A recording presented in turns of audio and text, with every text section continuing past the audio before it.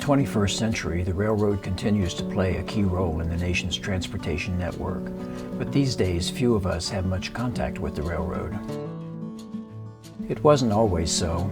Before the automobile became the primary means of personal transportation, before the interstate highways and air travel, the railroad touched the lives of people in thousands of cities, country towns, and rural outposts throughout America.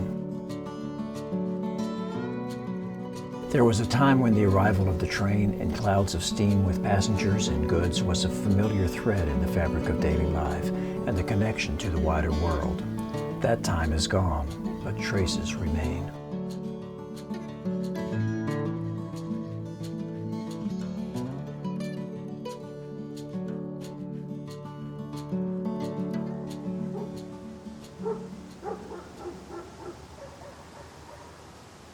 It rained during the night in Strasburg Junction, and the sky is still heavy with gray clouds and mist.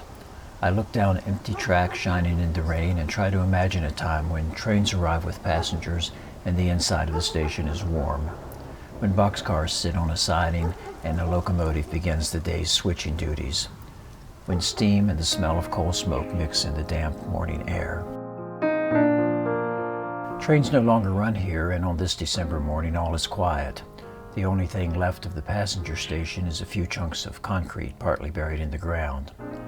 The old building that once housed the store still stands, but is now used for apartments. Located on the western outskirts of Strasburg, Virginia, Strasburg Junction played a key role in bringing the railroad to the Shenandoah Valley. The Manassas Gap Railroad reached Strasburg in 1854, connecting the Shenandoah Valley with eastern cities. After the Civil War, the Manassas Gap Railroad merged with the Orange and Alexandria Railroad and extended the line south to Harrisonburg, Virginia, which later came under the control of Southern Railway.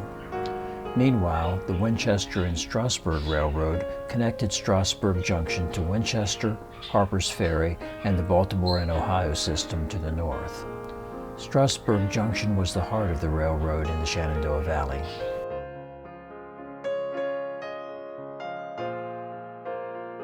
I don't wonder where these tracks lead. I have been to all of the small Shenandoah Valley towns that lie along the abandoned route: Fisher's Hill, Tom's Brook, Mowertown, Woodstock, Edinburgh, Mount Jackson, Newmarket, Timberville, Broadway, Harrisonburg.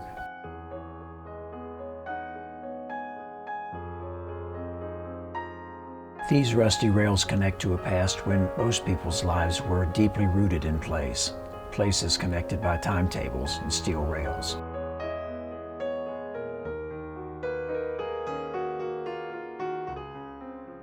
To board a train for the next town or for a trip across the country was to embark upon an adventure. The solid rails moving under our feet and a timetable clutched in our hand reassures us that the train can take us away and carry us back. And as the train pulls into each station along the way, we stare out the window for a glimpse of other places, other lives.